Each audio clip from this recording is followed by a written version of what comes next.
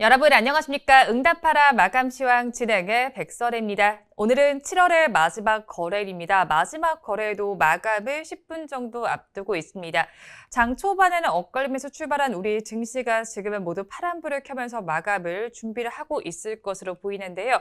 개인 투자자들이 1조 원 넘게 매수를 해주고 있지만 외국인과 기관이 대량 매도를 하면서 지금 그 지수를 방어하지를 못하는 모양새가 나타나고 있습니다. 코스피 시작은 3,200선도 아슬아슬한 상황인데요. 어떻게 마감 준비하고 있는지 화면을 통해서 살펴보도록 하겠습니다. 우리 양대시장의 마감 동시효과 구간 분위기 보도록 하겠습니다.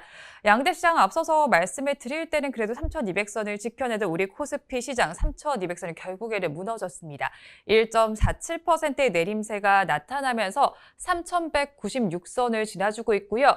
우리 코스닥 시장도 1.3%대 급락 양상이 펼쳐지고 있습니다. 1,030선에서 종가를 형성해줄 준비를 해주고 있습니다. 이어서 시가총액 상위 종목들은 어떻게 마감을 준비하고 있는지 코스피 시장의 1위부터 5위 종목 보도록 하겠습니다. 파랗게 질려있는 우리 코스피 시장인데요. 대장주인 삼성전자는 0.63%의 내림세가 나타나고 있습니다. 78,500원 선을 지나주고 있고요. 2위에 위치한 SK하이닉스도 1%대 낙폭이 기록되고 있습니다. 네이버와 카카오도 1% 넘게 빠지고 있고요. 6위부터 10위 종목도 이어서 보도록 하겠습니다. 어떤 분위기를 연출하고 있는지 한번 이어서 살펴보시면요. 6위부터 10위 종목 내에서는 지금 역시나 빨간불을 켜낸 종목은 없습니다. 특히 삼성 SDI는 많이 빠지고 있습니다. 3.4%의 약세를 보이고 있고요. 셀트리온은 더 많이 빠지고 있습니다. 3.44%의 급락 양상이 펼쳐지면서 마감 동시효과 구간을 지나주고 있습니다. 다음으로 코스닥 시장도 보도록 하겠습니다. 코스닥 시장 1위부터 5위 종목 내에서는 에코프로비엠을 제외한 모든 종목이 파란불을 켜고 있습니다. 셀트리온 형제는 모두 3%대 낙폭을 기록을 하고 있고요. 카카오게임즈도 4% 넘게 빠지고 있습니다. 에코프로비엠만 2%대 상승률을 기록해주고 있습니다. 펄업시는 더 많이 빠집니다. 6% 넘는 급락 양상을 펼치고 있습니다. 이어서 6위부터 10위 종목도 보도록 하겠습니다. 6위부터 10위 종목의 마감 동시효과 구간 분위기를 보시면 HLB를 제외한 모든 종목 파란불을 켜고 있는데요. 특히나 알테오제는 4% 넘는 급락 양상을 펼치고 있습니다. 지금까지 마감 동시효과 구간 분위기는 저와 함께 보셨고요. 이어서 오늘장 인기 검색어를 이화영 아나운서와 함께 살펴보도록 하겠습니다. 스톡 여러분 안녕! 스톡피아의 주식 요정입니다. 이 폭염이 이어지고 있는 가운데 비까지 내리면서 습도가 더욱 높아졌는데요. 점점 아열대 기후 특성인 고온 다습한 날씨가 이어지면서 음식물 관리에도 비상이 걸렸습니다. 높은 온도와 습도는 세균이 번식하기 좋은 환경이기 때문이죠. 이때 걸리기 쉬운 게 있죠. 바로 식중독입니다. 이 식중독을 예방하기 위해서는요, 기본적으로 식사 전에 손 씻기가 가장 중요합니다. 비누를 사용해서 30초 이상 손 씻기를 습관화하시고요. 음식 조리할 때는 식재료의 용도와 또 재료에 따라서 칼과 도마는 또 구분해야 한다고도 하네요. 또 육류나 이제 생선 음식 조리하실 때는 속까지 잘 익혀 드셔야 하고요. 다진 육은 속까지 완전히 익힐 수 있도록 충분히 조리해야 합니다. 여름철 중요한 수분 섭취 시 물은 되도록 끓여서 드셔야 하고요. 음식의 보관 온도를 지키는 것도 상당히 중요해요. 특히 장기간 보관이 필요한 육류는 냉동 보관하시고요. 냉장 보관 시에도 다른 식품과 꼭 분리해 주셔야 합니다. 이번 여름철 우리 같이 건강하게 보내시면 좋을 것 같아요. 그러면 오늘 장중에서 주목받았던 1위부터 10위까지의 종목 저와 함께 살펴보겠습니다. 먼저 1위는요, 삼성전자입니다. 2위는 덕성이고요. 3위는 H&M, 4위는 카카오게임즈, 5위는 두산중공업까지 이름을 올렸고요. 6위는 한전산업, 7위는 국정약품, 8위는 한화솔루션, 9위는 포스코, 마지막 10위는 카카오까지 이름을 올렸습니다. 오늘도 좀 처음 보는 종목들도 우리 순위에 이름을 올라왔는데요. 그럼 저와 함께 조금 더 자세하게 짚어보겠습니다. 첫 번째로 살펴볼 종목은요, 덕성입니다. 윤석열 전 검찰총장이 국민의힘에 입당한다는 소식에 관련주가 강세를 보이고 있는 오늘인데요. 윤 전 총장은 오늘 오후 제1야당 국민의힘에 입당했습니다. 그는 서울 여의도 국민의힘 당사에서 정권 교체를 위해선 제1야당에 입당을 해서 정정당당하게 초기 경선부터 시작하는 게 도리라고 하면서요. 보편적인 지지를 받을 수 있는 것이라고 생각해서 오늘 입당을 결심하게 됐다고 말하기도 했습니다. 또 한편요, 정치 테마주 관련해서는 투자 주의가 항상 필요하다고 하네요. 한국거래소에 따르면 올 상반기 29건의 사이버 경고를 발동했는데 모두 정치 테마주였습니다. 이 중 16건은 윤 전 총장 관련 종목이라고도 합니다. 이어서 두 번째 종목 보시겠습니다. 한화솔루션인데요. 한화솔루션의 소식을 들고 와봤습니다. 신한금융투자는 한화솔루션의 2분기 실적이 한화큐셀의 적자 때문에 컨센서스에 크게 못 미쳤다고 오늘 분석했는데요. 목표 주가를 기존 7만 원에서 6만 원으로 하향 조정했고요. 투자 의견은 매수를 유지했습니다. 이 연구원은 한화솔루션이 3분기 영업이익이 2분기보다 5%가 감소한 2,093억 원을 기록할 것으로 내다봤는데요. 특히는 큐셀의 영업 손실이 551억 원을 기록하면서 적자가 지속될 것이라고 전망하기도 했습니다. 그는 다만 최근 폴리실리콘과 웨이퍼의 가격이 고점 대비 9%, 16%씩 하락해 하반기 원부자재 가격이 하향 안정화되면서 모듈 판매 사업의 적자폭이 작아질 것이라고 설명도 했습니다. 마지막 종목 보겠습니다. 마지막 종목은 포스코입니다. 철강주들이 2분기 잇따라 호실적을 내놓으면서 주가가 오늘 동반 강세를 보이고 있는데요. 2분기 업황 호조와 또 철강 가격의 강세로 철강 업체들이 연일 역대급 실적을 발표하자 주가가 반응한 것으로 분석이 되고 있습니다. 철강 가격은 하반기까지 상승세를 이어갈 것으로 전망이 되기도 하는데요. 중국 내 지역별 철강 감산 기대가 다시 부각되고 있기 때문이라고 하네요. 최설화 메리트증권 연구원은요, 한국 철강사는 중국 감산 정책으로 인한 판가 상승 효과를 톡톡히 볼 수 있다고 하면서 3분기에도 전분기 대비 스프레드 개선이 이어질 전망이라고 내다봤습니다. 네, 이렇게 오늘은 저와 함께 덕성, 또 한화솔루션, 마지막 포스코까지 살펴봤습니다. 내일이 주말인데요. 여러분 주말에는 또 비가 내린다고 하네요. 우산 챙기셔서 외출하시면 더 좋을 것 같습니다. 그럼 저희는 다음 주에 만날게요. 스톡 여러분 안녕.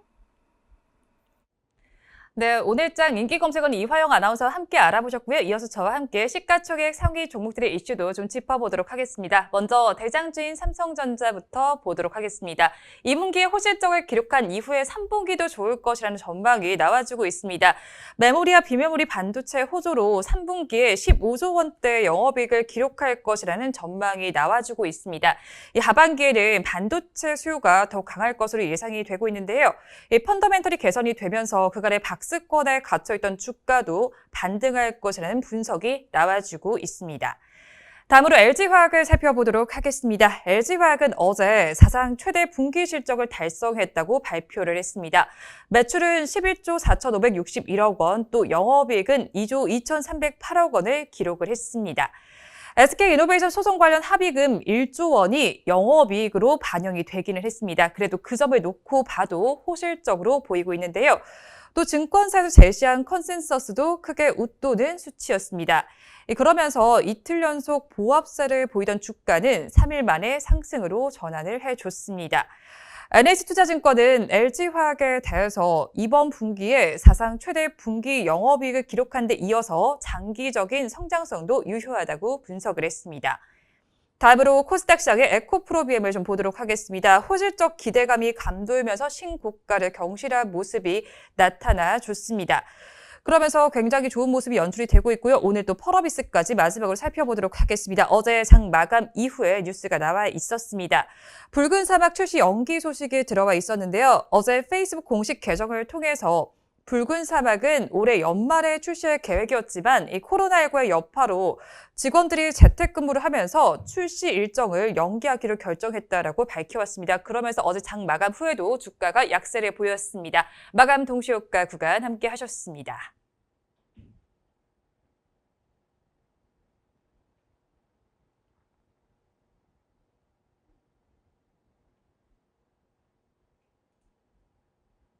네, 오늘 우리 시장에서는 정치 테마주가 좀 움직였습니다. 앞서서 이화영 아나운서와도 함께 좀 짚어보셨는데요. 저와 함께 윤석열 테마주와 이재명 테마주도 좀 더 살펴보도록 하겠습니다.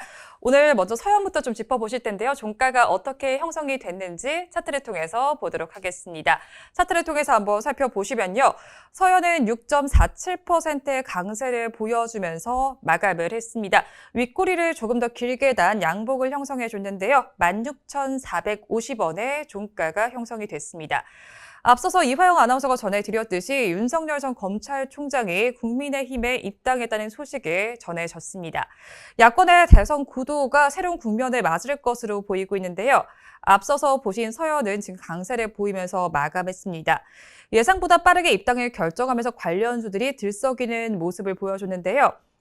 서현의 경우에는 유재만 사회이사가 윤 전 총장과 서울대 법대 동문이고 또 서울중앙지검 부장검사 출신이라는 이유로 관련주로 묶였습니다. 또 이재명 테마주도 오늘 움직여줬는데요.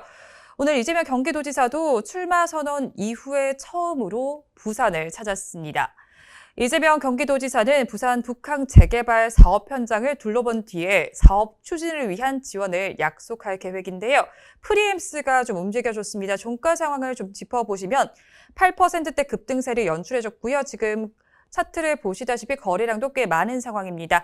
21,750원의 종가가 형성이 됐습니다. 프리엠스의 경우에는 주도식 회장이 이재명 경기도지사와 중앙대학교 동문이라는 점에서 관련주로 묶였습니다. 이렇게 특징주까지 저와 함께 살펴보셨는데요. 우리 시장은 장 초반에는 엇갈리는 양상으로 출발한 이후에 이내 힘을 내지 못하는 모습이 나타났습니다. 개인 투자자들이 1조 원 넘게 매수에 나서고 있었지만 지수를 방어하지는 못하는 모습이 연출되고 있었는데요. 마감 동시효과 구간에서 코스피 시장은 3,200선이 무너진 모습도 나타났습니다. 양대 시장에서 모두 1% 넘게 빠지는 모습이 연출이 됐는데요. 우리 시장 오늘 어떻게 마감했는지 코스피 시장을 먼저 짚어보도록 하겠습니다. 우리 코스피 시장의 마감 상황을 먼저 짚어보시면요. 1.24%의 약세를 보이면서 그래도 3,200선은 다시 지켜냈습니다. 3,202.32포인트의 종가가 형성이 됐습니다. 우리 코스피 시장 오늘 하루를 어떻게 보냈는지 차트를 통해서 보도록 하겠습니다. 차트를 통해서 오늘 하루 동안의 흐름을 한번 살펴보시면요. 우리 코스피 시장을 봤을 때는 장 초반에는 강했지만 이후로 갈수록 약해졌습니다. 정강 후약의 장세가 펼쳐졌습니다. 이어서 시가총액 상위 종목들은 어떻게 마감을 했는지 1위부터 5위 종목 먼저 보도록 하겠습니다. 코스피 시장 1위부터 5위 종목 마감 동시효과 구간에는 모두 파란불을 켜고 있었는데 LG화학은 그래도 상승으로 전환을 하면서 시가총액 5위로 올라섰습니다. 0.84%의 강세를 보여주면서 84만 2천 원의 종가가 형성됐는데요. 나머지 종목들이 힘을 내지 못했습니다. SK하이닉스부터 카카오까지는 모두 1%대 약세를 보였습니다. 6위부터 10위 종목도 이어서 보도록 하겠습니다. 6위부터 10위 종목은 어떻게 마감을 했는지 한번 살펴보시면요. 모두 파랗게 질려 있습니다. 삼성바이오로직스는 2%대 약세를 보였고요. 삼성 SDI는 더 많이 빠졌습니다. 3.14%가 빠지면서 74만 1,000원의 종가를 형성했습니다. 이어서 업종별로는 어떻게 마감을 했는지 코스피 시장이 상승한 업종을 먼저 보시면 아무래도 지수가 빠진 만큼 상승한 업종은 두 업종에 불과했습니다. 철강 및 금속 업종에서는 1.49%의 상승세가 나타났고요. 의료 정밀 업종도 강보합권에 들면서 빨간불을 켰습니다. 반면에 하락한 업종들이 대다수의 업종들로 나타났는데요. 특히나 통신업이 가장 힘을 내지 못했습니다. 2.8%의 약세를 보였고요. 의약품과 운수장비 업종에서도 2%대 내림세가 관찰됐습니다. 운수창고와 종이목재도 전거래일보다 1% 넘게 빠졌습니다. 수급 상황은 그래프를 통해서 이어서 살펴보도록 하겠습니다. 새 수급 주체가 어떤 수급 양상을 펼쳤는지 한번 살펴보니까요. 개인 투자자들은 지금 1조 원이 넘게 사들였습니다. 1조 2,590억 원을 담아냈는데요. 반면에 외국인과 기관 투자자는 모두 팔았습니다. 외국인 투자자는 7,170억 원, 또 기관 투자자는 5,768억 원 순매도에 나섰습니다. 최근 5거래 동안은 어떤 수급 양상을 펼쳤는지 표를 통해서 살펴보도록 하겠습니다. 외국인 투자자는 3거래일 연속 매도에 나섰고요. 기관 투자자는 3거래일 연속 매수해 주더니 오늘은 매도로 전환을 했습니다. 개인 투자자는 어제는 팔더니 오늘은 사들였습니다. 다음으로 코스닥 시장의 종가 상황 살펴보도록 하겠습니다. 코스닥 시장 어떻게 마감을 했는지 한번 보도록 하겠습니다. 마감 동시효과 구간에서도 1%대 약세를 보였는데요. 역시나 1% 넘게 빠지면서 마감을 했습니다. 1.24%의 약세를 보이면서 1031.14포인트의 종가를 형성했습니다.